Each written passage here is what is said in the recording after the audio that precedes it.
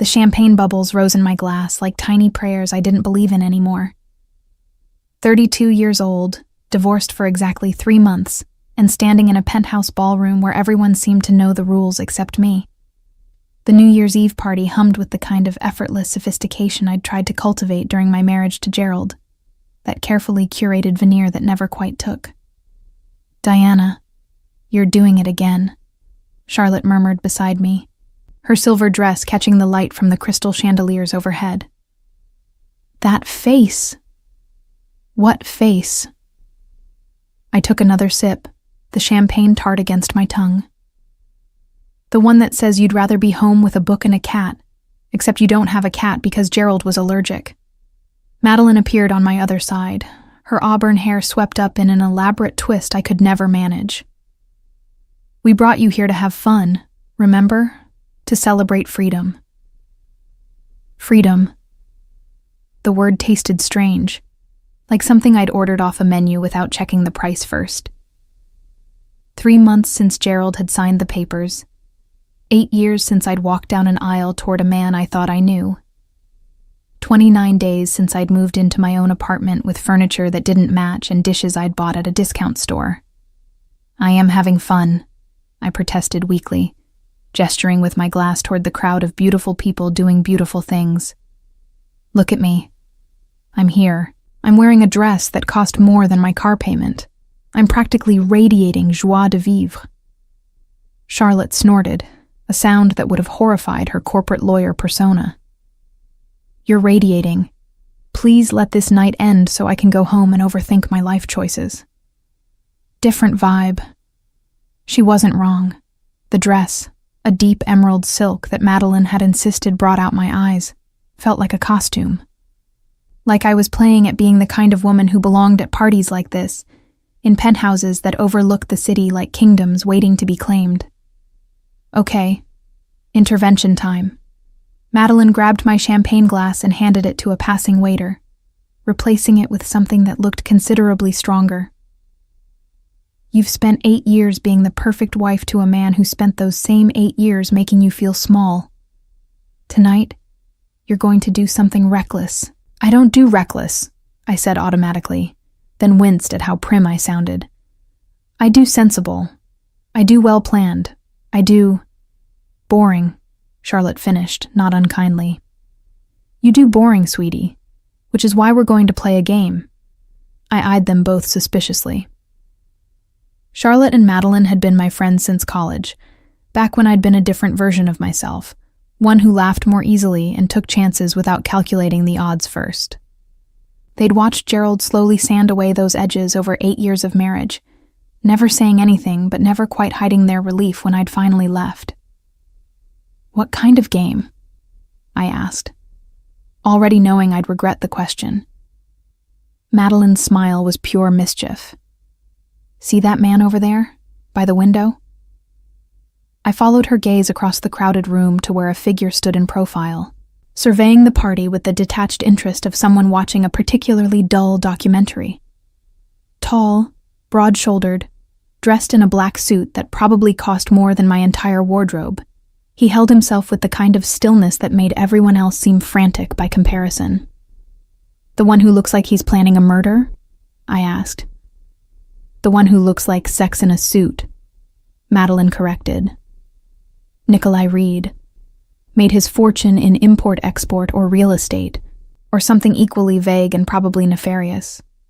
Point is, he's gorgeous, he's powerful, and according to every woman who's tried, he's completely untouchable.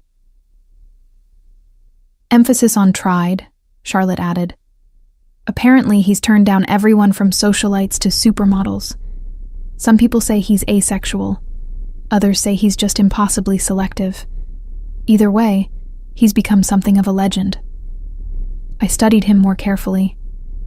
Mid-40s, if I had to guess, with dark hair silvering at the temples, and a face that was more interesting than handsome. All sharp angles and controlled strength. He hadn't moved from his position by the window, hadn't engaged with anyone around him, seemed content to exist in his own separate universe. "He looks miserable," I observed. "He looks hot," Madeline countered. "And here's your challenge. Kiss him."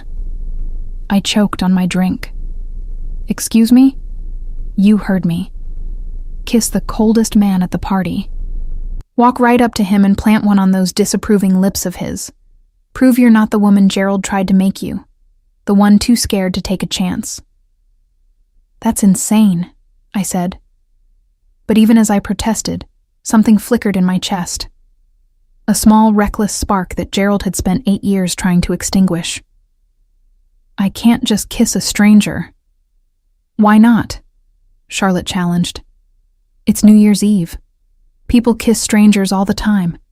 And you're newly single, newly free, and in desperate need of a story that doesn't involve crying into your wine while watching rom-coms."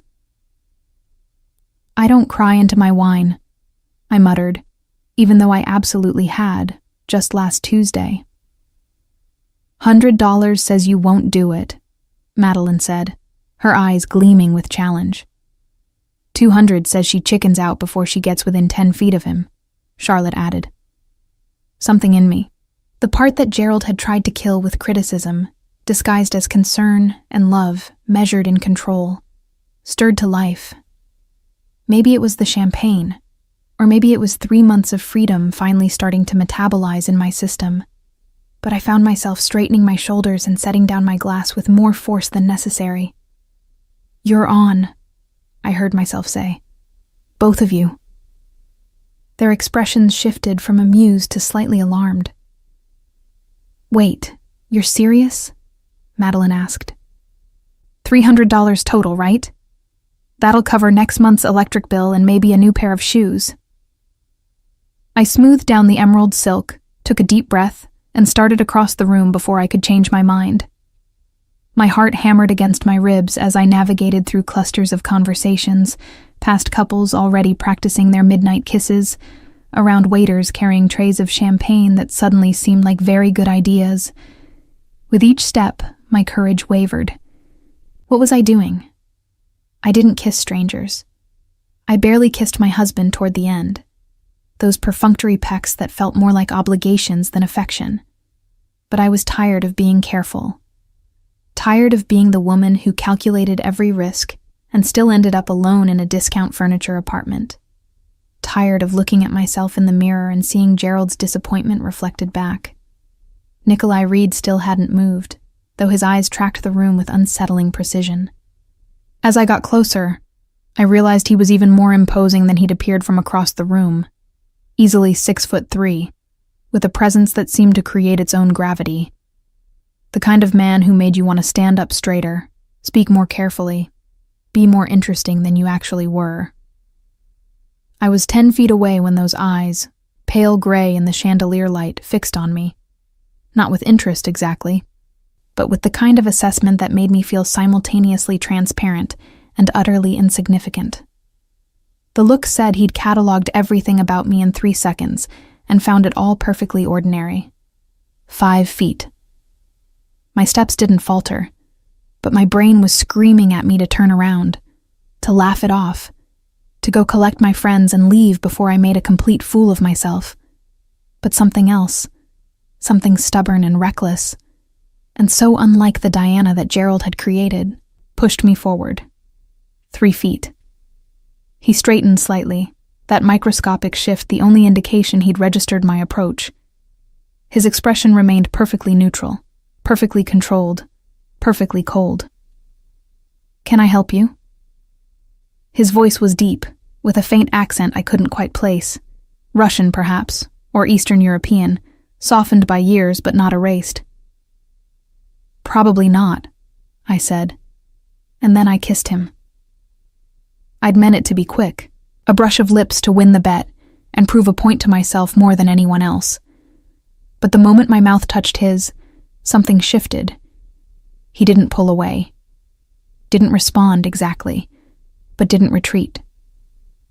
For 3 heartbeats, we stood frozen in that strange liminal space, my lips against his absolute stillness the only response. Then his hand came up, not to push me away but to cup the back of my neck, his palm warm against my skin, kiss deepened, his mouth opening against mine with a kind of controlled intensity that made my knees weak. It wasn't gentle, wasn't tentative, was nothing like the careful kisses I'd exchanged with Gerald in our 8 years together. This was a claiming, a challenge, a conversation conducted entirely without words. When he finally pulled back, his expression had shifted from neutral to something more complex, a mix of surprise and calculation, and something darker I couldn't name. His hand remained at my neck, thumb brushing against my pulse point. "Interesting approach," he said, his voice lower now, rougher. "Do you make a habit of assaulting strangers at parties?" "Only the cold ones," I managed, my voice not quite steady. "I'm raising the temperature, one kiss at a time. It's a public service, really." The corner of his mouth twitched. Not quite a smile, but close. "And you chose me for this public service?" My friends bet me I wouldn't. The words came out before I could stop them, honesty spilling over the usual filters. "Said you were untouchable. I have a problem with being told what I can't do." "I can see that." His thumb continued its steady rhythm against my pulse, and I wondered if he could feel how fast my heart was racing. "And now that you've won your bet?" "Now I go collect my money and possibly die of embarrassment." I tried to step back, but his hand tightened slightly, keeping me in place. Not painful, not threatening, just insistent. "What's your name?" Diana Parker." I paused. "Well, Diana Parker again. I was Diana Mitchell for a while, but that didn't take." "Divorced?" Something shifted in his expression, became more interested. 3 months? How did you—" "The way you said your name. Like you're still getting used to it belonging to you again." He studied me for another long moment. "I'm Nikolai Reed." "I know. My friends told me. Import-export, or real estate, or something equally vague and possibly nefarious." I repeated Madeline's words and immediately wanted to die. That came out wrong. But instead of being offended, he smiled. Really smiled. Not just that twitch at the corner of his mouth, but something genuine that transformed his entire face, made him look younger and infinitely more dangerous. "Possibly nefarious," he repeated. "I like your friends already. Are they watching us now? Probably placing bets on whether you're going to have me thrown out." "I don't throw people out at parties," he said. "I have people for that. But you're safe, Diana Parker. At least for now." He released my neck finally, but his gaze remained fixed on mine. "Would you like a drink? Actual conversation? Or do you prefer to make your dramatic exit while you're ahead?" Every instinct I'd developed over 8 years with Gerald screamed at me to leave, to take my victory and escape before I revealed too much, before I got in too deep, before I gave someone else the power to make me feel small. But that reckless spark was still burning, and for the first time in longer than I could remember, I felt genuinely alive. "Conversation," I heard myself say, "but I warn you, I'm newly single and probably terrible at it. I spent 8 years with someone who preferred I stay quiet." "Then perhaps it's time you learn to be loud," Nikolai said, and gestured toward a less crowded corner of the penthouse. "After you." As I walked beside him, I caught sight of Charlotte and Madeline across the room, their expressions somewhere between shocked and delighted. I'd won the bet, collected the story, proven I could be reckless. But as Nikolai's hand settled at the small of my back, warm and possessive and entirely unexpected, I had the distinct feeling I'd just started something I had no idea how to finish. And for the first time since my divorce, that uncertainty didn't terrify me. It thrilled me. The corner Nikolai led me to wasn't really a corner at all, but a small alcove with floor-to-ceiling windows that overlooked the city sprawling below like a carpet of diamonds. Someone had left 2 chairs and a small table there, probably for guests who needed a break from the party's relentless cheer. He gestured for me to sit, then claimed the chair opposite, arranging himself with that same economical grace I'd noticed earlier. "So," he said, after a waiter had materialized with fresh drinks, whiskey for him, champagne for me. "Tell me about the man who preferred you quiet." "That's a terrible conversation starter," I said, surprised into honesty. "Don't you know you're supposed to ask about my job or hobbies or what I think about the weather?" "I know what I'm supposed to do," he replied. "I'm asking what I want to know. The man who made you forget your own name. Tell me about him." There was something in his voice, in his absolute focus, that made prevarication feel pointless. Gerald had taught me to deflect, to smooth over uncomfortable truths with pleasant lies. But Nikolai was looking at me like he could see through every defense I'd ever constructed, so why bother maintaining them? "Gerald Mitchell," I said, the name tasting like ash.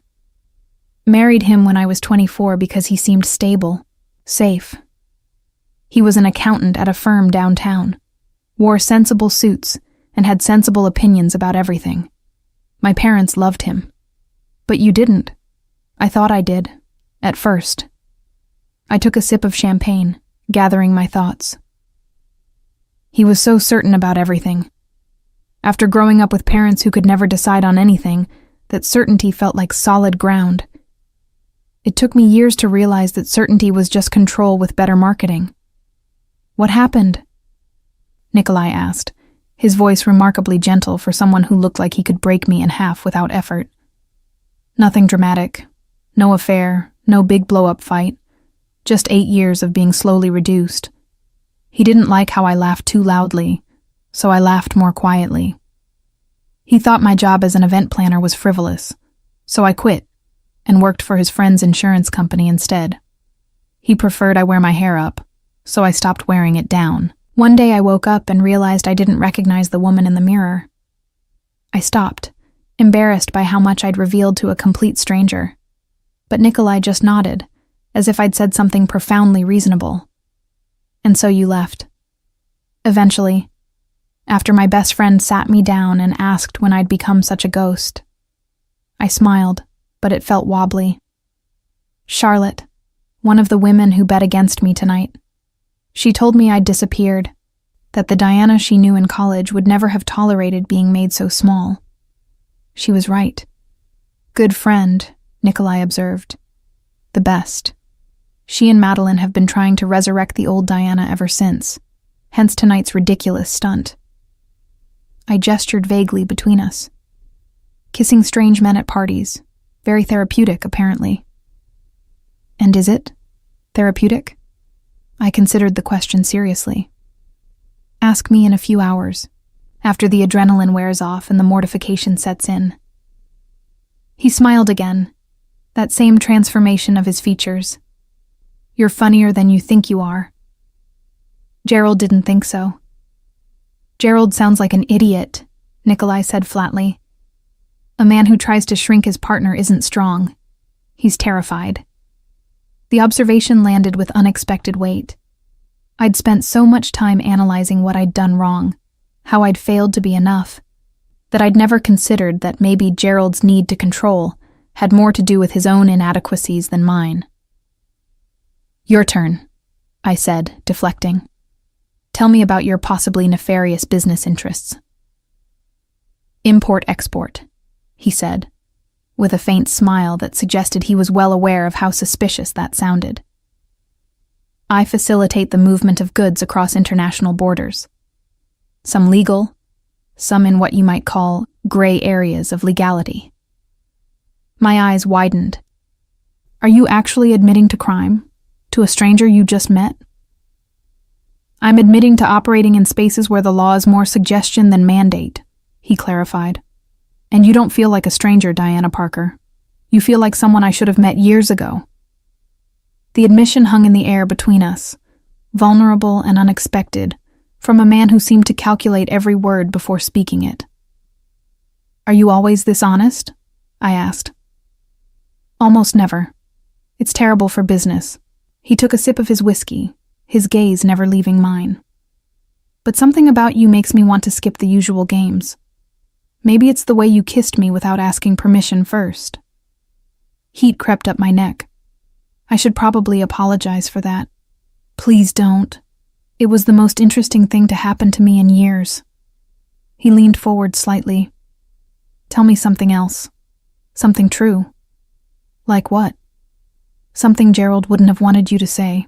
The question was a challenge, but also an invitation. I thought about all the small rebellions I'd swallowed over 8 years, all the authentic parts of myself I'd hidden away to keep peace. I hate insurance, I blurted out. Despise it with a burning passion. I worked in that office for 5 years and wanted to scream every single day.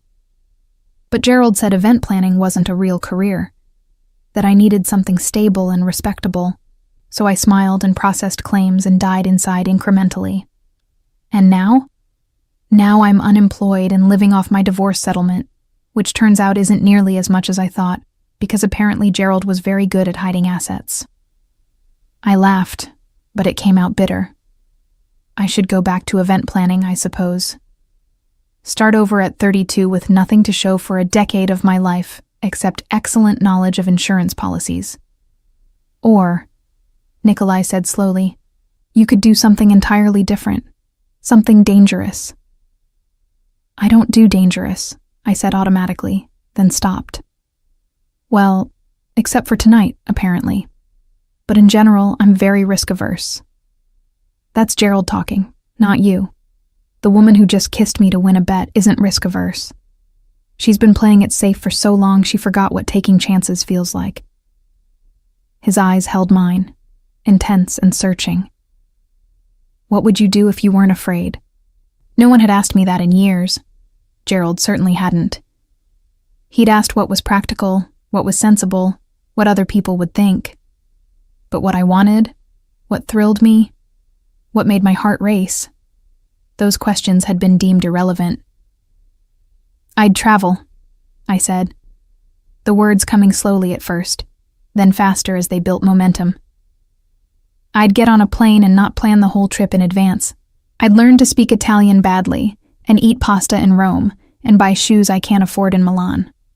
I'd go to Thailand or Morocco or Argentina and just exist there, without itinerary, without agenda. Then do it. I laughed. With what money? I just told you I'm unemployed. I could help with that. At my skeptical look, he continued. I'm serious. I need someone to coordinate an event. Nothing insurance-related, I promise. 6 weeks from now, a charity gala. Very high profile, very complicated. My usual person quit spectacularly last week. It pays well.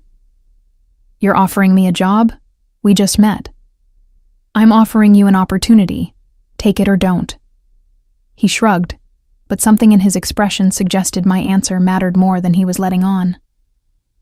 Either way, I'm glad you kissed me tonight, Diana Parker. It's been a long time since anyone surprised me.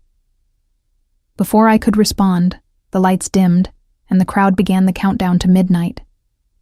Nikolai stood, offering his hand. Come. We should rejoin the party, or your friends will think I've abducted you. I took his hand, letting him pull me to my feet. We made our way back to the main room as everyone chanted the final seconds of the year. 10, 9, 8. Charlotte and Madeline materialized beside me, their eyes wide with questions I couldn't begin to answer. 3, 2, 1. Happy New Year. The room erupted in cheers, strangers kissing strangers, champagne corks popping like small explosions. Beside me, Nikolai turned, his expression unreadable. Happy New Year, Diana, he said quietly, and kissed me again. This time it was different, not the claiming of our first kiss, but something softer, more deliberate, like he was memorizing the feel of my mouth against his. When he pulled back, he pressed a business card into my palm. Think about the job, he murmured. Call me either way. Then he was gone, disappearing into the crowd with the same quiet efficiency he'd maintained all night, leaving me standing there with my friends and a business card and the distinct feeling that my life had just tilted on its axis. "Oh my God," Madeline breathed. "What just happened?" "I have no idea," I admitted, staring at the card. "Nikolai Reed, a phone number, nothing else." "He kissed you again," Charlotte said. "At midnight. That's not just a kiss, that's a statement." "A statement of what?" "Interest. Serious interest." Madeline grabbed my shoulders. "Diana Parker, you just caught the attention of the most notorious bachelor in the city. Do you have any idea what you've done?" "Won $300? I tried, but my voice shook slightly. "You've done a lot more than that," Charlotte said, something like concern crossing her face. "Nikolai Reed isn't just cold, Di. He's dangerous. People whisper about him, about what he's involved in, who he knows. Are you sure you want to get mixed up in whatever this is?" I looked at the card again, at the neat black letters of his name. Everything Charlotte said made sense. I should thank him for the drink and the conversation, and let this become nothing more than a story I told at parties. The safe choice, the sensible choice, the Gerald choice. "No," I said slowly. "I'm not sure. But for the first time in 8 years, I think I want to find out what happens if I'm not sure, and do it anyway." Charlotte and Madeline exchanged a look I couldn't quite read. Then Madeline grinned and raised her champagne glass. "To Diana Parker, newly divorced, newly reckless, and possibly newly insane. May this year be considerably more interesting than the last." We clinked glasses, and as the champagne bubbles danced on my tongue, I caught myself smiling. Really smiling, not the careful, controlled expression I'd perfected during my marriage, but something wide and genuine and terrified and exhilarated all at once. I had no idea what I was doing. No idea if calling Nikolai Reed was brilliant or catastrophic, if I was finally waking up or walking into a new kind of cage. But as I tucked his card into my purse and let my friends pull me into the celebration, I realized I didn't care. For the first time in as long as I could remember, I wanted to know what happened next. I waited 3 days before calling, which felt like a reasonable amount of time to not seem desperate, while also not seeming disinterested.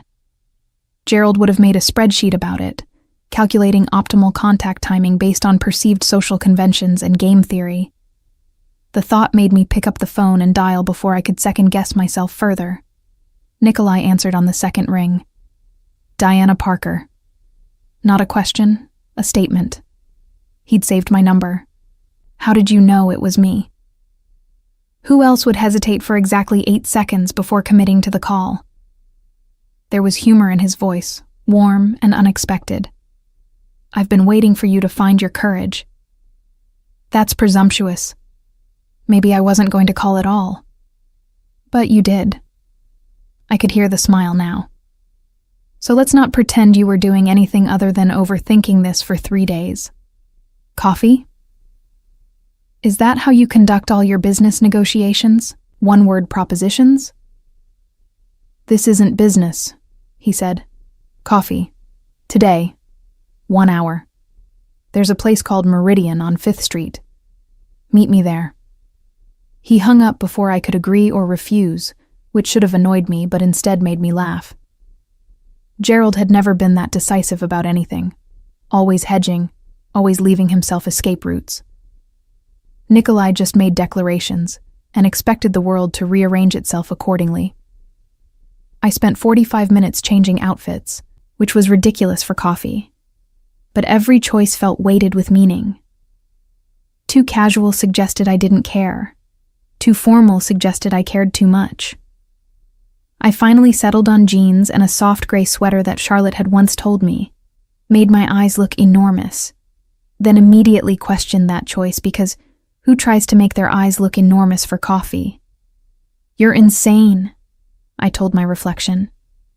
"This is coffee, with a possibly criminal businessman, about a job you probably don't want. Get a grip." My reflection looked back at me, nervous and excited and not quite steady, and for the first time since my divorce, I liked what I saw. Meridian turned out to be the kind of place that served coffee in handmade ceramic mugs and had poetry printed on the paper napkins. Nikolai was already there, sitting at a corner table with his back to the wall, a position that gave him clear sightlines to both the entrance and the service counter. I noticed that. Noticed how his eyes tracked my approach with that same intense focus, like I was the only thing in the room worth watching. "You came," he said, as I slid into the chair across from him. "You didn't give me much choice. That was less an invitation and more a summons. Would you have come if I'd asked nicely? Probably not. I would have talked myself out of it. Then I saved us both time." He pushed a mug toward me. "Black coffee, no sugar. You strike me as someone who takes things straight."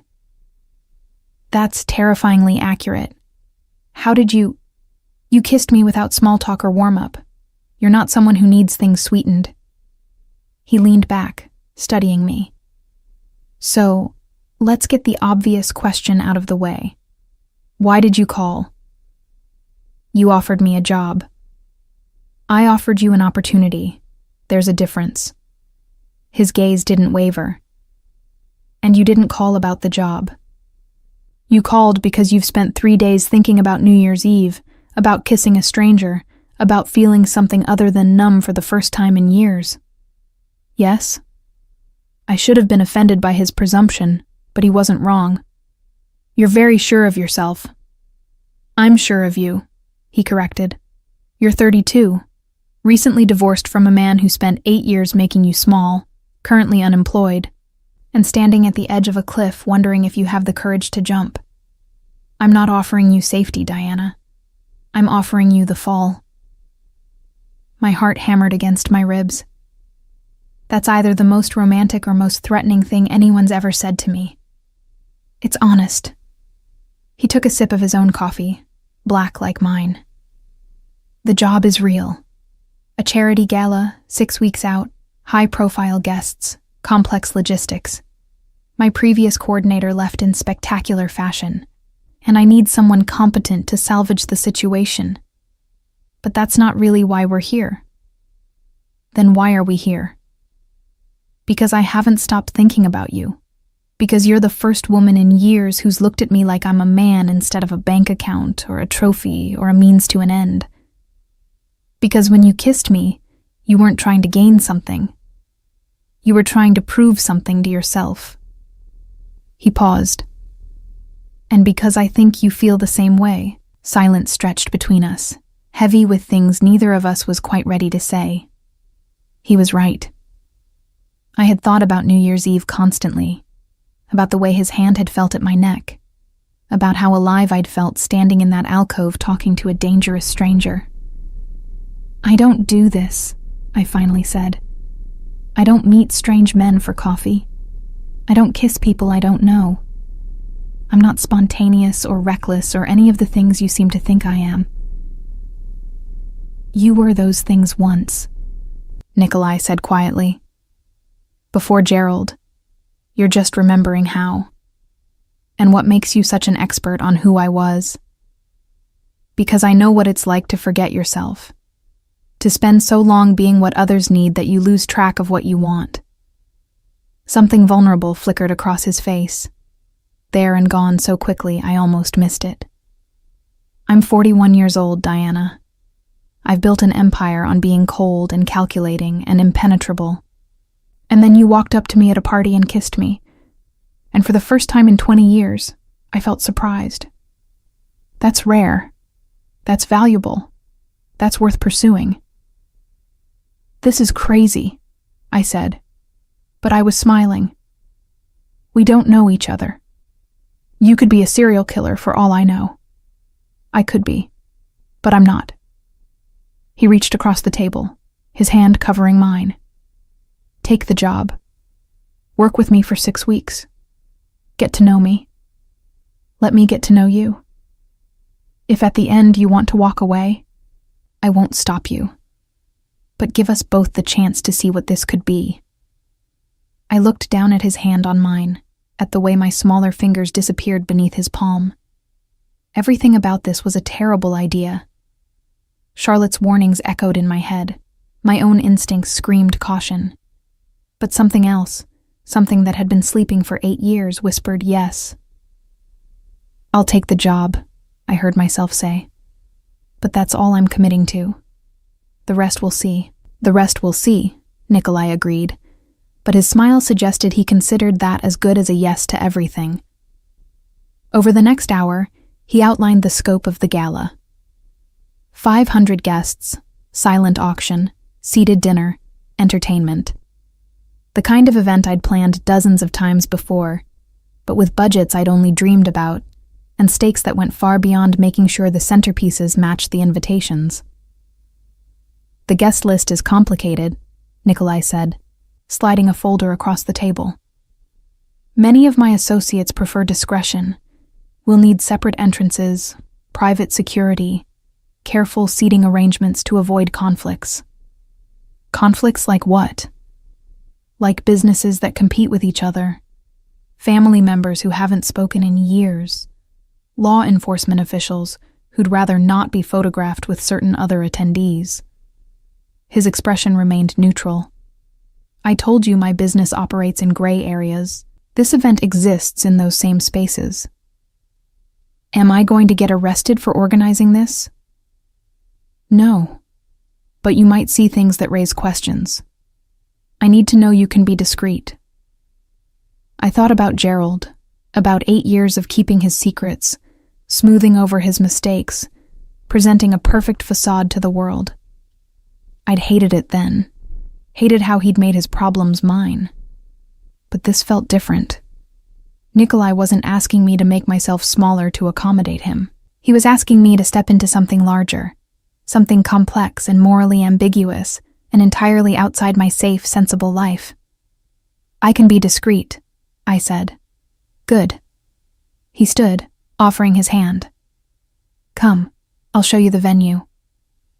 The venue turned out to be a historic mansion on the outskirts of the city, the kind of place that appeared in architectural magazines and charged 5 figures just to walk through the door. As we toured the space, Nikolai's phone rang constantly. He'd answer in Russian, or what sounded like Italian, his tone shifting from charming to cold, to commanding, depending on the caller. I watched him navigate these conversations with the same controlled intensity he'd shown at the party. And something occurred to me. This man, this dangerous, powerful, possibly criminal man, was letting me see these interactions, not hiding them or pretending to be something he wasn't. The honesty felt like a gift, even if the truth was complicated. "Question," I said as we stood in the mansion's ballroom, sunlight streaming through floor-to-ceiling windows. "Why me? You must know a dozen professional event planners with actual credentials and references." "I know hundreds," Nikolai said, "but they see me as a client, a job. You see me as a man. That's worth more than any credential. I barely know you." "You know I'm possibly nefarious," he said, his mouth quirking. "You know I prefer my coffee black and my business associates at separate tables. You know I haven't stopped thinking about you since you kissed me without permission." He moved closer, his hand coming to rest at my waist. "What else do you need to know?" "Everything," I whispered, acutely aware of how little space remained between us. "Your favorite color, what you read, where you grew up, what makes you laugh, what keeps you up at night." "Blue, military history, Moscow, but I left at 16. Very little makes me laugh, which is why your jokes are so valuable. And what keeps me up at night?" He leaned down, his mouth close to my ear. "Lately it's been thoughts of you. I should have stepped back, should have maintained professional distance, should have done any number of sensible things. Instead, I turned my head slightly, bringing our mouths within inches of each other. "This is a terrible idea," I breathed. "The best ones usually are," Nikolai replied, and kissed me. This kiss was different from the ones at the party. Not performative, not to prove a point, but slow and deliberate and searching. His hands framed my face, thumbs brushing against my cheekbones, and I felt myself melting into him in a way I hadn't with anyone. Not even in the early days with Gerald, when I'd still thought love meant safety. This didn't feel safe. It felt like standing at the edge of something vast and unknowable, like the moment before a storm breaks, when the air goes electric and dangerous. And God help me. I wanted it. Wanted him. Wanted whatever chaos and complexity came with letting this stranger become something more. When we finally broke apart, both breathing harder, Nikolai rested his forehead against mine. "I should be more careful with you," he said quietly. "You deserve someone uncomplicated, someone safe." "I had safe," I replied. "It made me miserable. Maybe it's time to try dangerous." His smile was brilliant and slightly sad. "Then dangerous you shall have, starting with dinner, tonight. Somewhere we can talk properly." "Dinner feels very date-like." "That's because it is a date," Nikolai said, already pulling out his phone to make arrangements. 7 o'clock. I'll send a car. I have a car. I can drive myself." "I know you can, but I want to take care of you. Let me." And there it was. The thing Gerald had twisted. Taking care of someone, making it about control instead of affection. But when Nikolai said it, it felt different. Like he was offering to carry weight I'd been shouldering alone, not trying to pin me under it. "Okay," I agreed. 7 o'clock. He kissed me again, quick and possessive, then stepped back. "Wear something that makes you feel powerful. We're going somewhere that requires confidence." After he left, I stood alone in that vast ballroom, sunlight warming my skin, and wondered what the hell I'd just gotten myself into. 3 days ago, I'd been a recently divorced woman whose biggest rebellion was wearing jeans to the grocery store. Now I was planning galas for possibly criminal businessmen and agreeing to dates with dangerous strangers who kissed like they were claiming territory. I pulled out my phone and texted Charlotte. I took the job, and maybe some other things too. Her response was immediate. "Diana Parker, what are you doing?" I looked around the beautiful, opulent ballroom, at the life I was stepping into, at the door through which Nikolai had just disappeared. "I have absolutely no idea," I typed back. "But I think I like it." The dress hanging in my closet was red. Not subtle burgundy or tasteful wine, but lipstick red, the kind that announced itself when you entered a room. Charlotte had insisted I buy it months ago, swearing I'd need it someday for something important. At the time, I'd thought she was being optimistic. Now, staring at it at 6:30 with the car arriving in 30 minutes, I realized she'd been prescient. "Wear something that makes you feel powerful," Nikolai had said. This dress was power. It was also terrifying, with a neckline that suggested rather than revealed, and fabric that skimmed my body like a second skin. The Diana who'd been married to Gerald would never have worn this dress. She'd have chosen something more appropriate, more modest, more designed to fade into the background. I put it on. The car arrived exactly at 7, a sleek black sedan driven by a man who introduced himself as Sawyer and treated me with the kind of deference usually reserved for visiting dignitaries. He opened doors, adjusted the seat, and somehow made the 40-minute drive through the city feel like being transported to another world entirely. We pulled up to a building I recognized from magazines, Aurelius, one of those restaurants where reservations required 6 months of notice and connections I didn't have. The kind of place Gerald had always said was too pretentious for people like us, which I now understood meant he felt inadequate and preferred I feel inadequate alongside him. Nikolai was waiting at a private table in a room with walls of wine bottles and a ceiling painted with murals of Italian countryside. He stood when I entered, and something shifted in his expression when he saw the red dress. "Devastating," he said simply. "Absolutely devastating." "I wasn't sure," I admitted. "It's a lot." "It's perfect. You're perfect." He held my chair, his hand lingering briefly on my shoulder before he took his own seat across from me. How was the drive? Unnecessary and extravagant, I said. I really could have driven myself. But then I wouldn't have been able to make sure you arrived safely, and I wouldn't have had an excuse to show off. His smile was self-aware, almost sheepish. I'm not used to wanting to impress people. It makes me do ridiculous things like sending cars and securing impossible reservations. A waiter appeared with a wine list that looked like an ancient manuscript. Nikolai ordered in flawless Italian, something I'd never heard before, but that made my stomach flutter pleasantly. When the waiter left, I leaned forward. Okay, I need to know things. Real things. You said you left Moscow at 16. Why? Straight to the heart of it, he observed. No small talk, no weather commentary. We're past small talk. You kissed me in a ballroom this afternoon. That pretty much obliterates the need for discussing weather patterns. He laughed, a genuine sound that transformed his entire face. My father was involved in certain businesses that made staying in Russia complicated. When I was 16, he made arrangements for me to leave, to start over somewhere he couldn't reach. I ended up here with nothing but a fake passport and a bag of cash that ran out after 3 months. And then I learned that the skills my father had taught me, negotiation, leverage, reading people, translated well to American business, just in different contexts.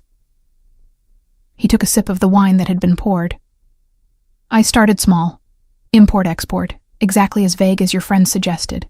Moved into real estate, property management, private security, built something legitimate around the edges of something less so. How much less so?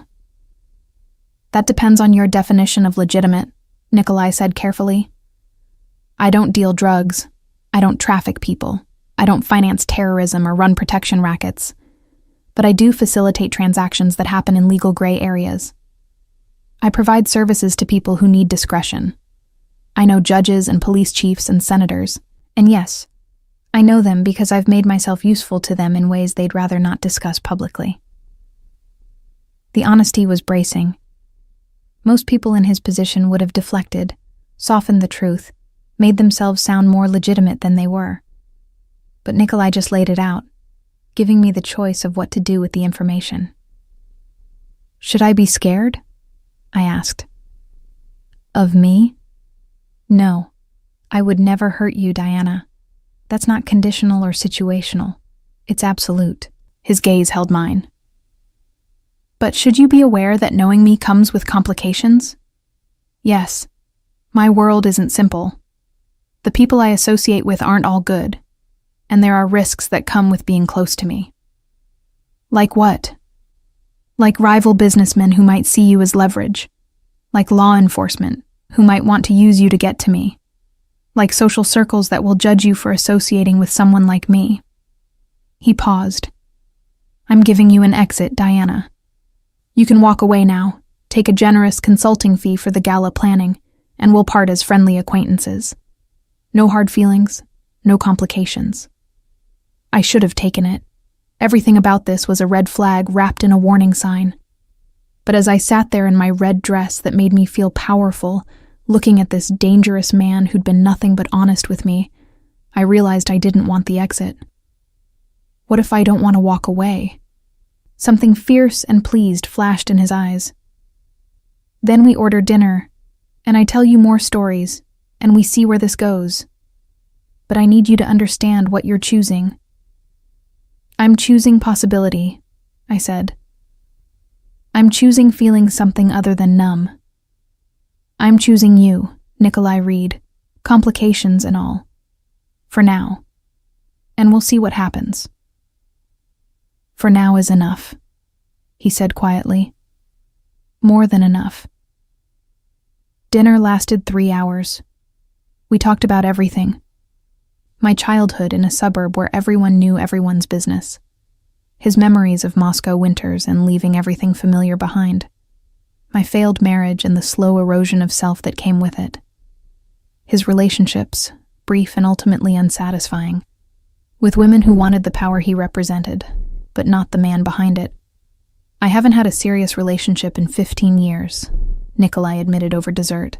Some elaborate creation involving chocolate and gold leaf that cost more than my monthly utilities. Not since I realized that anyone who got close did so for strategic reasons. My money, my connections, my influence. Never just me. That's incredibly lonely. It is, but it's also safe. You can't be betrayed by people you never trust. He reached across the table, his fingers threading through mine. And then you kissed me at a party, and suddenly safe feels considerably less important than taking a chance on something real. We barely know each other, I protested, even as my fingers tightened around his. This could be infatuation, chemistry, the novelty of someone new. It could be, he agreed, or it could be something more. The only way to find out is to keep going. When dinner ended, Sawyer was waiting outside. But instead of taking me home, Nikolai asked, "Would you like to see where I live? No expectations, no pressure. I just want to show you more of who I am." I should have said no, should have maintained boundaries, kept things slow, protected myself from moving too fast. But I was so tired of should, tired of being careful, tired of letting fear dictate my choices. "Yes," I said. His home was a penthouse overlooking the river, all glass walls and minimalist furniture that probably cost more than my car. But what struck me wasn't the obvious wealth. It was the books, shelves and shelves of them, military history like he'd said, but also poetry and philosophy, and novels with worn spines that suggested they'd been read multiple times. "I don't sleep much," Nikolai explained, noticing where my attention had gone. "Reading helps pass the time. Most people find that strange." "Gerald refused to have books in the house," I said. "Said they collected dust and made rooms look cluttered." I kept mine in boxes in the garage. Something dangerous crossed Nikolai's face. "Your ex-husband is a fool. Books are how we make sense of the world, how we find beauty in chaos. Anyone who would deny you that isn't someone worth your time." He showed me the rest of the penthouse.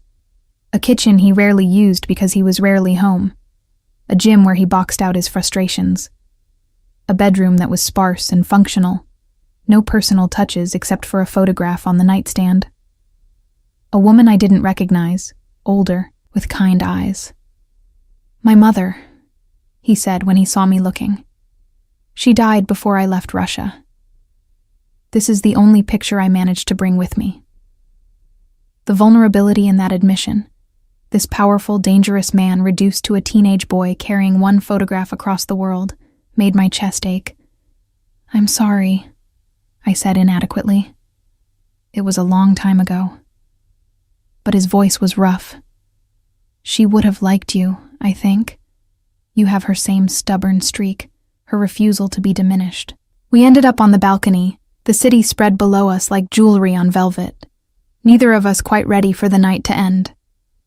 Nikolai poured vodka, Russian, ice cold, and we stood there in comfortable silence for long minutes. "I should go home," I said eventually. "It's late." "You should," Nikolai agreed, but made no move to call Sawyer. "Diana, I need to tell you something. Something important." Dread coiled in my stomach. "What?" "I'm not good at this. At relationships, at emotional intimacy. At any of the things that make connections work. I'm going to disappoint you. I'm going to be absent when you need me present. Cold when you need warmth. Closed off when you need vulnerability. It's who I am. Who I've had to be to survive." He turned to face me fully. "But I want to try. With you. I want to be better than I've been. I'm just not sure I know how." The honesty, raw and undefended, made something inside me crack open. I reached up, my palm against his cheek, feeling the slight roughness of stubble. "Then we'll figure it out together," I said. I'm not exactly an expert in healthy relationships myself, but maybe two broken people can find a way to be whole together. Maybe that's enough. "Maybe it is," Nikolai breathed and kissed me. This kiss was different from all the others. Not performative or exploratory or searching, but claiming. His hands slid into my hair, anchoring me to him, and I pressed closer, feeling the solid warmth of him through the thin fabric of my red dress. When his mouth moved to my neck, I gasped, tilting my head to give him better access. "Stay," he murmured against my skin. "Please, just to sleep. I just want you here." Every instinct I'd developed over 8 years with Gerald screamed warnings, moving too fast, getting too close, losing myself in someone else's gravity. But this didn't feel like losing myself. It felt like finding parts of me I'd forgotten existed. "Okay," I whispered. "I'll stay."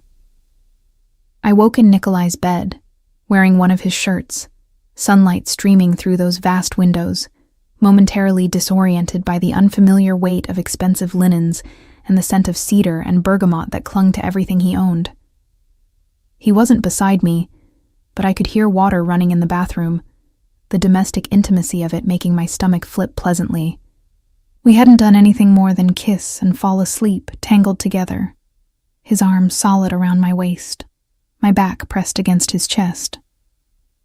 It had been the most restful sleep I'd had in months, possibly years. No anxiety, no second-guessing, just the simple comfort of being held by someone who wanted me there. The water shut off. Nikolai emerged from the bathroom wearing only a towel slung low on his hips, water droplets still clinging to his shoulders. I tried very hard not to stare at the precise architecture of his body, the defined muscles that suggested he spent serious time in that gym, the faint scars that interrupted otherwise smooth skin. "Good morning," he said, his voice still rough with sleep. "Coffee? Please." I sat up, suddenly self-conscious in his shirt. I should probably go home, get changed. My friends are going to have questions. Probably. He didn't sound concerned as he pulled on jeans and a t-shirt, moving with unself-conscious ease. But first, coffee and breakfast. I had groceries delivered an hour ago. You had groceries delivered?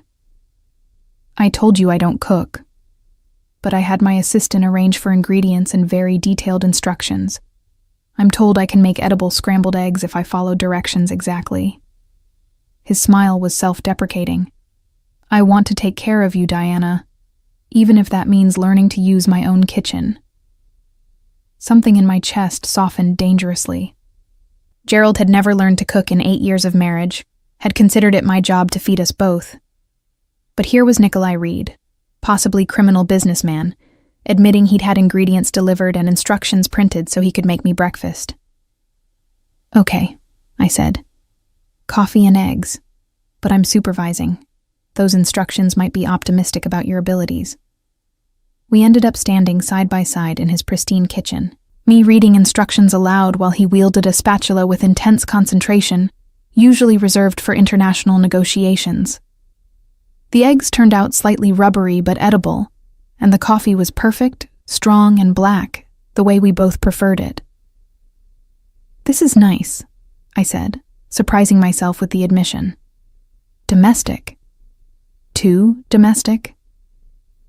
There was uncertainty in his voice. "I don't want to presume things, Diana. We've known each other less than a week. 5 days," I corrected. "But it feels longer somehow, like I've known you in another life, or something equally ridiculous." "Not ridiculous." He set down his fork, reaching across to take my hand. "I feel the same way, like I've been waiting for you without realizing it." Before I could respond, his phone rang. He glanced at it, and something in his expression shuddered. "I need to take this. Business. Give me 5 minutes?"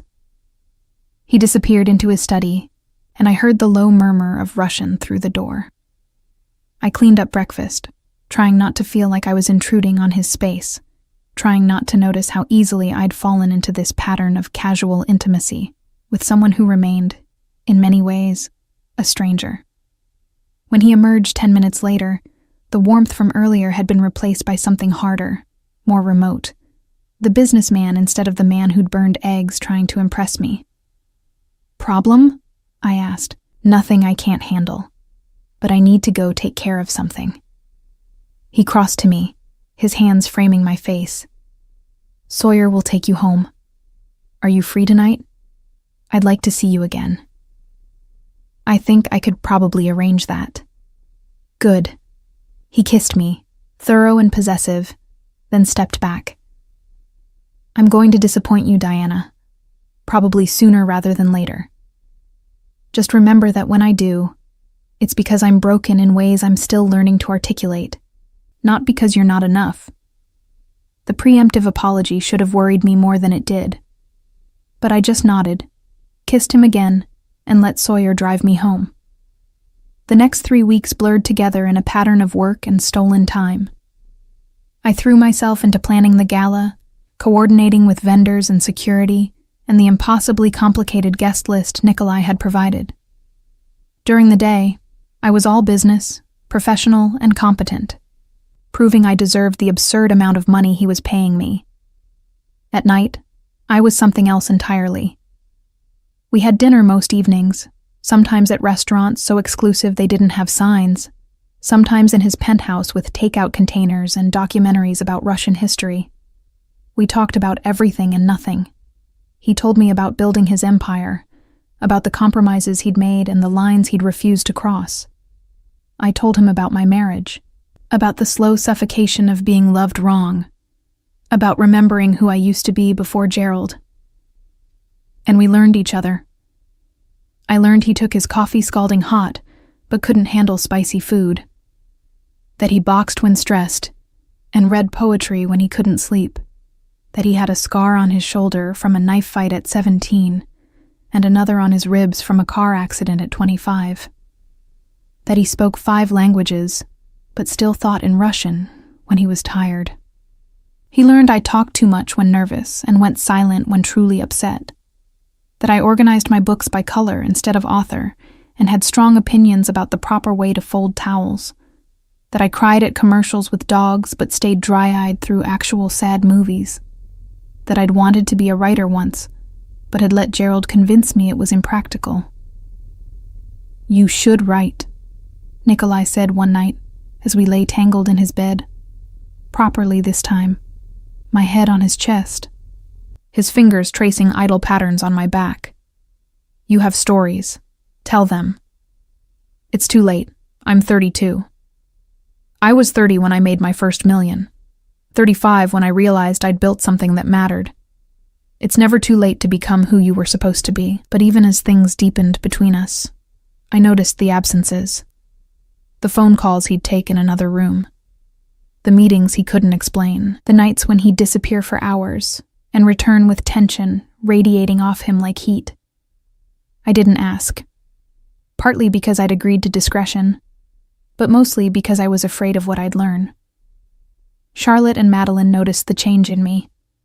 We met for lunch the 3rd week, and they exchanged concerned looks over their salads as I talked about the gala preparations. "You're glowing," Madeline said carefully, in a scary way, like you're either deliriously happy or in complete denial about something terrible. "Maybe both," I admitted. "Is that possible?" "With Nikolai Reed?" Charlotte set down her fork. "Diana, we need to talk about this, about him. I've been doing some research." "I don't want to know," I said immediately. "Whatever you found, I don't want to know. You need to know. He's not just a businessman with gray area dealings, Di. There are rumors, serious ones, about connections to organized crime, about people who've crossed him and disappeared, about—" "Stop." My voice came out sharper than intended. "He's been nothing but honest with me. He told me his business isn't entirely legitimate. I know what I'm getting into." "Do you?" Madeline's voice was gentle but insistent. Because from where I'm sitting, you're falling for someone who could be genuinely dangerous. And I'm not talking about emotionally dangerous. I'm talking about people end up dead dangerous. He would never hurt me. That's what people always say, right before they get hurt. Charlotte reached across the table, squeezing my hand. We love you, Diana. We just don't want to watch you trade one bad situation for another. Their concern was valid. I knew that objectively. But subjectively, in the part of my heart that had come alive these past 3 weeks, I trusted Nikolai in a way I'd never trusted Gerald. Whatever darkness existed in his world, he'd kept me separate from it, protected from it. Or so I thought, until Gerald showed up. He appeared at my apartment on a Tuesday evening, 3 weeks and 4 days after New Year's Eve, looking exactly as he had when I'd left him. Medium height, medium build, medium everything. The human equivalent of beige wallpaper. Diana, he said when I opened the door, his voice carrying that familiar note of disappointed patience. We need to talk. We have lawyers for that, Gerald. I'm not supposed to communicate with you directly. This isn't about the divorce. He pushed past me into the apartment, his gaze cataloging everything with obvious judgment. Nice place. Must have cost you most of your settlement. Not smart, Diana. You should have been more frugal.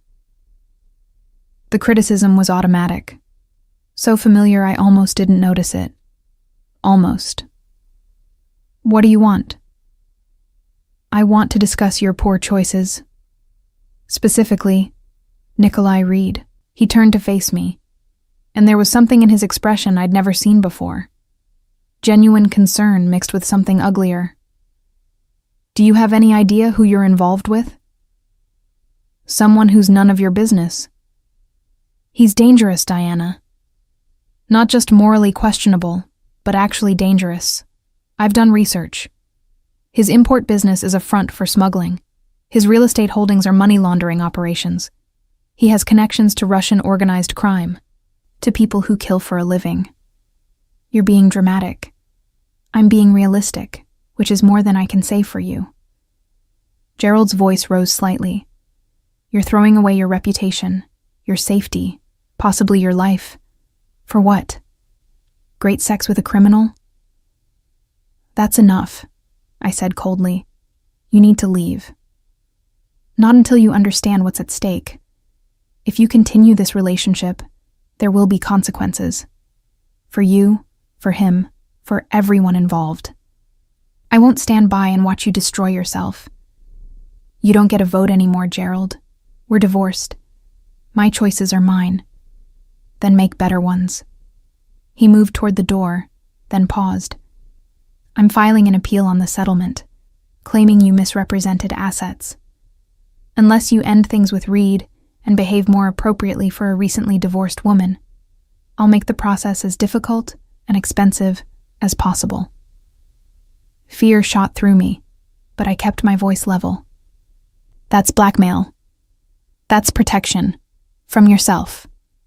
He opened the door. Think about it, Diana. Think about what matters more. Your fantasy with a criminal or your future. After he left, I stood frozen in my living room, his words echoing in my skull. Part of me knew he was trying to manipulate me, using fear the same way he'd used criticism throughout our marriage.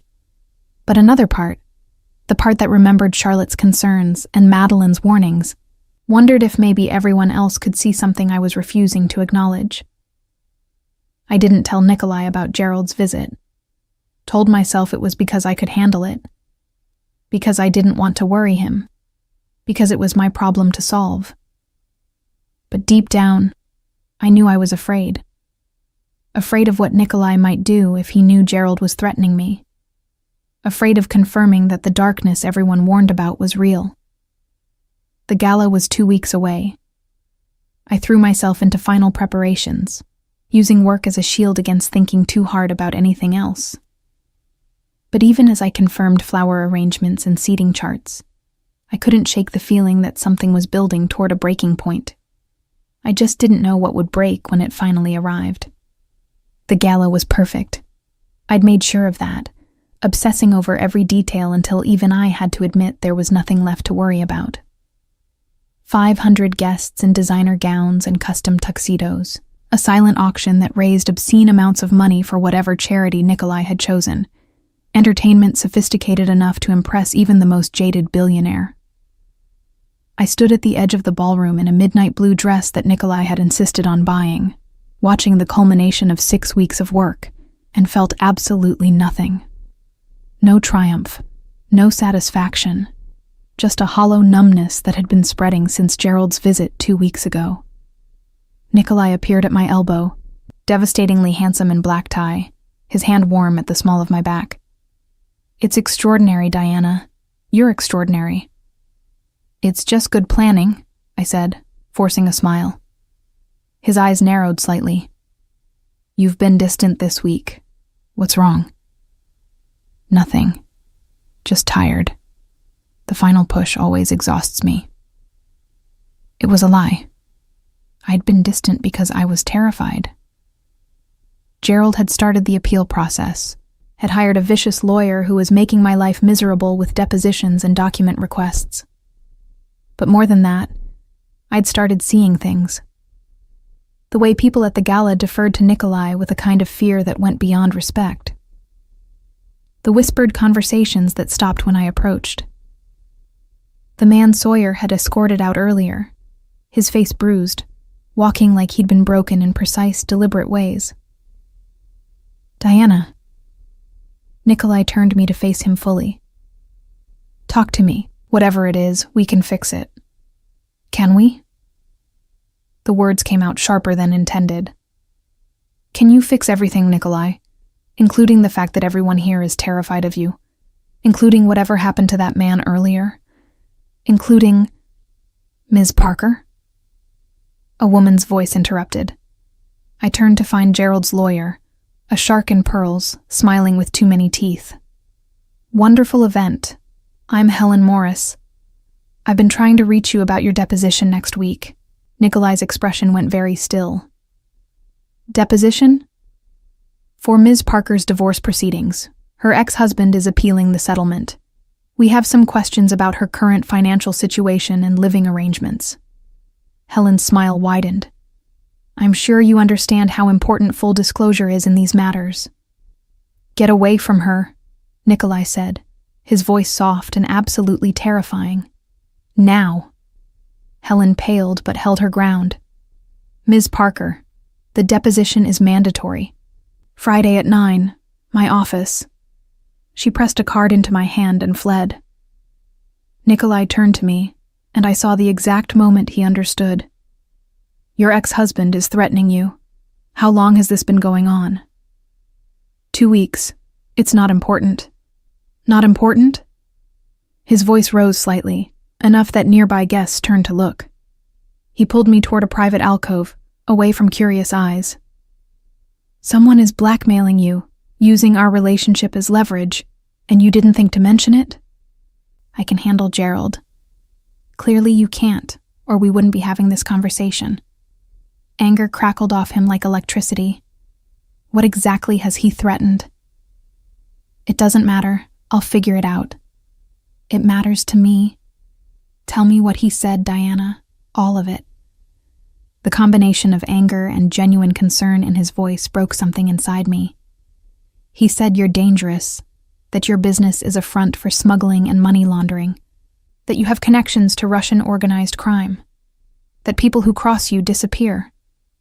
He said if I didn't end things with you, he'd make the divorce appeal as difficult and expensive as possible."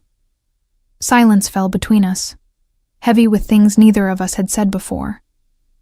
"Is he right?" I whispered. "About you? About what you do?" Nikolai's jaw tightened. "Some of it. Not all. My business exists in spaces between legal and illegal, Diana. You knew that. But I'm not a monster. I don't hurt innocent people. I don't kill for sport or profit. I protect what's mine and eliminate threats to my interests. That's all." "That's all?" I laughed, but it came out broken. You eliminate threats. Do you hear yourself? You're talking about ending people's lives like it's a business decision. Because sometimes it is. That's my world, Diana. The world you said you could accept. I said I could accept gray areas, not eliminating threats. Not. I gestured helplessly at the ballroom, at the beautiful, terrified people. Not all of this. Then what do you want from me? Frustration edged his voice. I've been honest with you. More honest than I've been with anyone in 20 years. I've shown you who I am. If that's not enough, if you need me to be something safer, something cleaner, then tell me now so we can end this before someone gets hurt. Someone's already hurt, I said quietly. I'm hurt. Because I fell for you, Nikolai. Fell hard and fast and completely. And now I'm realizing I fell for an idea of you, not the reality. The reality is that you're exactly what Gerald said. Dangerous, and I can't do this. Something crumbled in his expression. Diana, I need space, time to think. The gala is done. My job is finished. I need to go. I walked away before he could respond, before I could see what my words had done to him, before I could change my mind. Collected my coat from the check, called a car, left my own event, like a ghost fading into darkness. The next 6 months were the longest of my life. I didn't take Nikolai's calls, blocked his number after the first 100 attempts, returned the absurd paycheck he'd given me for the gala with a note saying I couldn't accept money from him. Started over with exactly nothing except the clothes I owned and the small apartment I could barely afford. Gerald won his appeal. Not because he had a legitimate case, but because I couldn't afford to fight it. Gave back most of my settlement just to end the legal nightmare. Got a job with a small event planning company, working twice as hard for a fraction of what Nikolai had paid me, trying to rebuild some version of the life I'd had before New Year's Eve. Charlotte and Madeline tried to be supportive, but I could see the relief in their eyes. Their Diana was back, the safe one who made sensible choices and didn't kiss dangerous strangers at parties.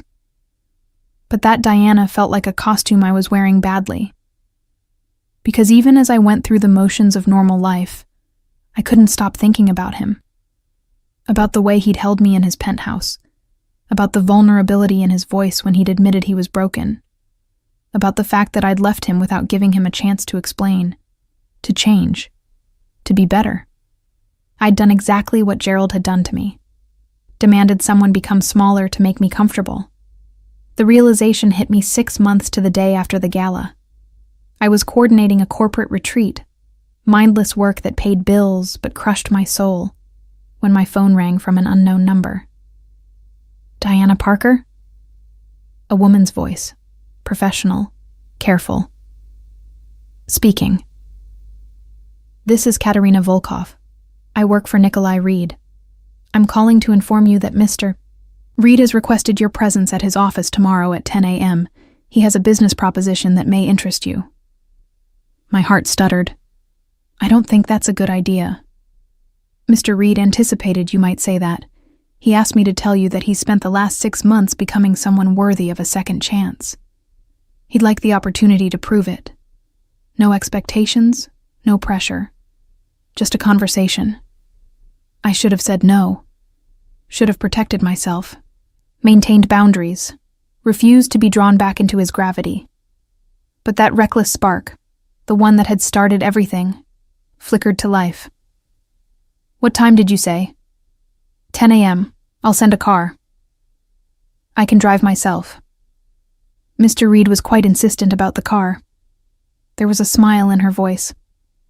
He said you'd argue, but to send it anyway. Despite everything, I laughed. Fine. 10 a.m. The car arrived at 9:30, giving me no time to change my mind. Sawyer was driving, his familiar face a comfort in the chaos of my nerves. We drove not to Nikolai's office but to the waterfront, to a building under construction that hadn't existed 6 months ago. Nikolai was waiting at the entrance, and my breath caught at the sight of him. Older somehow. Lines around his eyes I didn't remember, but also lighter, like he'd set down weight he'd been carrying. "Diana," he said, my name rough in his mouth. "Thank you for coming. Your assistant was very persuasive. I hired Katerina specifically because she's more diplomatic than I am. Come, let me show you what I've built." He led me through the construction site, explaining as we walked. This building would house his new venture, Reed Import Solutions, legitimate import-export, focusing on ethical sourcing and transparent supply chains. The floors above would be luxury apartments, the revenue funding a nonprofit that provided job training for formerly incarcerated individuals. "I spent 6 months dismantling everything questionable in my empire," Nikolai said as we stood in what would eventually be his office, windows overlooking the river. "Sold off the properties that were money laundering fronts, ended partnerships with anyone involved in organized crime. Used my connections not to facilitate gray market deals, but to help people transition into legitimate business." "Why?" I whispered. "Because you were right, about all of it." He turned to face me fully. "I was dangerous. I did eliminate threats. I existed in a world where violence was an acceptable solution, and you deserved better. So I became better. You can't just change who you are in 6 months. I didn't change who I am. I changed what I do with who I am. The skills that made me successful in the shadows work just as well in the light.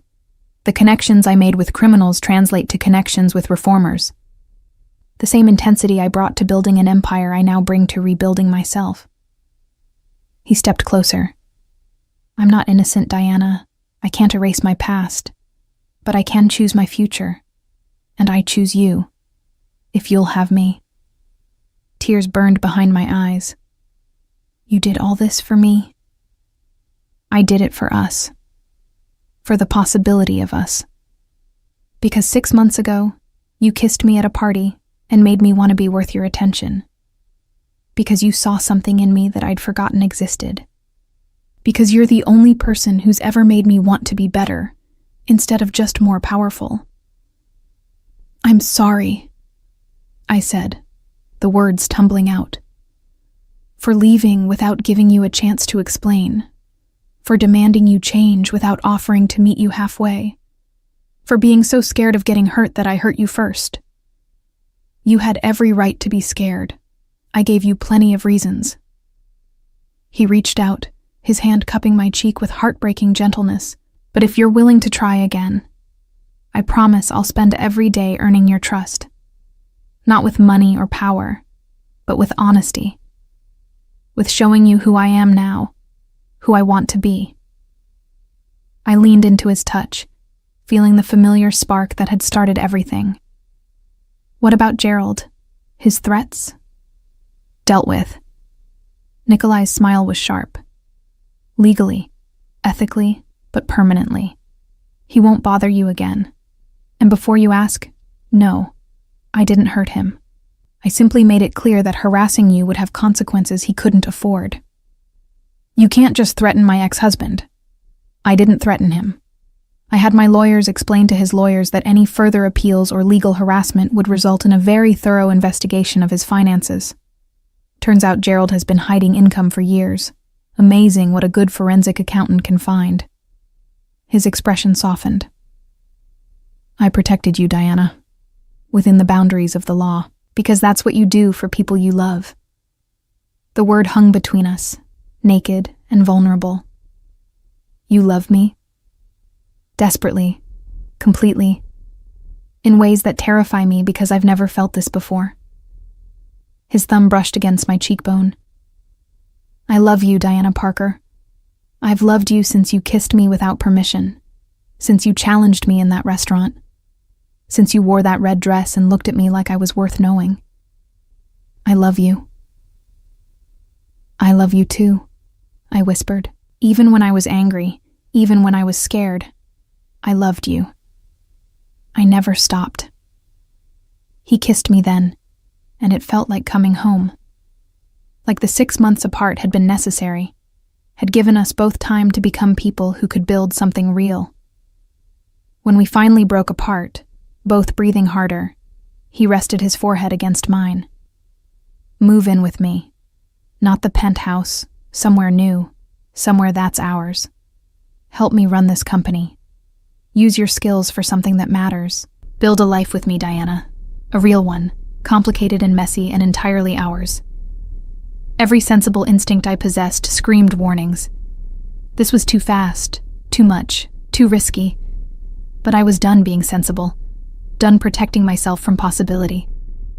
Yes, I said. To all of it. Yes. 5 years later, I stood in a different ballroom, at a different gala, wearing a different dress.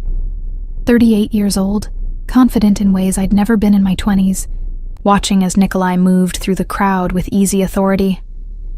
He was 47 now, silver threading more obviously through his dark hair, lines deeper around his eyes when he smiled. He was also the most respected businessman in the city.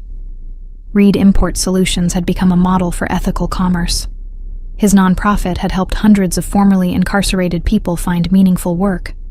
He sat on charitable boards, advised politicians, had become someone people looked to for leadership instead of fearing.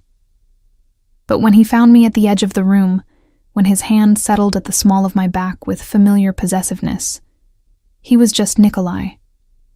The man who'd learned to cook for me, who read my terrible first drafts and insisted they were brilliant, who'd proposed 3 times before I finally said yes because I was superstitious about the number 3. Happy anniversary, he murmured against my temple. 6 years since I first saw you in red. 6 years since I won a bet and started a revolution, I corrected. Our revolution. He turned me to face him, unconcerned with the crowd watching. Dance with me. Here? Now? We're supposed to be hosting. We can host while dancing. Come. He pulled me onto the floor, into his arms, moving with practiced ease. Do you remember what you said that first night? That you were raising the temperature 1 kiss at a time? I was trying to be clever and failing spectacularly. You succeeded. You raised my temperature. Made me feel things I'd thought were dead. Made me want to be better. He smiled, the real one that transformed his face. You saved me, Diana Parker. Every day, you save me.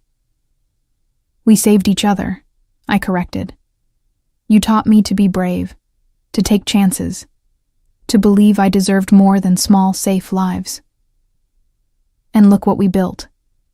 He gestured to the ballroom, to the people dancing and laughing and celebrating. An empire of light instead of shadow. Together. Together, I agreed, and kissed him in the middle of the dance floor. Later, as we stood on the balcony watching the city lights, he pulled something from his pocket. A small velvet box I recognized from a conversation years ago. I bought this the day you agreed to move in with me, he said, opening it to reveal a ring. Not the engagement ring I wore, but something different. A wide band with an inscription inside. I've been waiting for the right moment to give it to you. I read the inscription, my throat tightening with emotion. For Diana, who kissed me into existence. Because that's what you did. Before you, I was just surviving. Going through motions, playing roles, existing without living. You kissed me that night and woke something I'd buried so deep I'd forgotten it was there. You made me real, Diana. You make me real every day.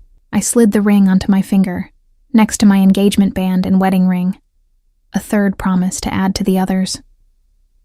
I love you, I said simply. My dangerous man who learned to be safe. My empire builder who chose light. I love you, he replied. My reckless woman who kissed strangers and changed everything. My revolution. We stood there as the city glittered below. 2 people who'd taken impossible chances and built impossible lives. The bet I'd won that New Year's Eve had cost me $300 and earned me a kingdom. Not the kingdom of Nikolai's wealth or power, but something more valuable. A partnership. A love that had survived distance and doubt and the hard work of becoming better people. I'd bet I could kiss the coldest man at the party. I'd won that bet. But I'd gained something infinitely more precious. I'd gained the warmth that came after, the heat of a love built on honesty and transformation, and the radical choice to be vulnerable with someone worth the risk. And as Nikolai pulled me closer, his warmth solid against the cool night air, I knew with absolute certainty that no bet I'd ever win would matter as much as this one I'd already won. The bet on us, on possibility, on love powerful enough to transform darkness into light.